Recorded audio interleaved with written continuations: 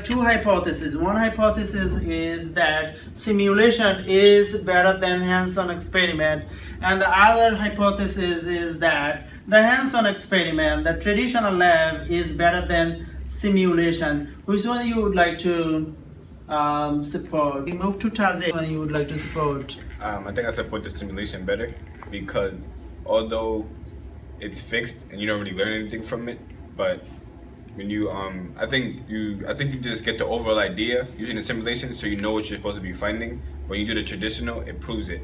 So the simulation is better to understand it, but when you do the traditional, it helps you to actually see that what you're looking at is true. That you're not just making stuff up in the simulation.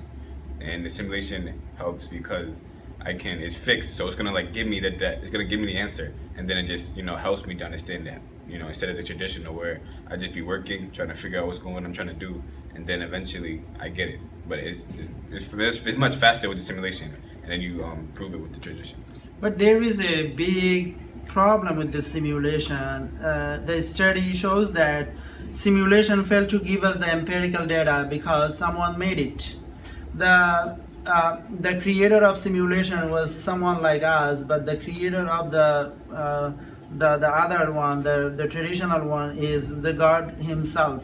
So if someone else over there making the simulation, you will never be able to get the empirical data. You're always gonna get something that expected. How you gonna respond to that? Yeah, that's what I said. You use both. So you use the simulation to understand it, and then you use the traditional to prove it. So you use the simulation, you get all the data, and then if you want to further in depth of more empirical data, you use this traditional, and then by using the traditional, you actually find out what if it's true, if you're looking for is right, and stuff like that.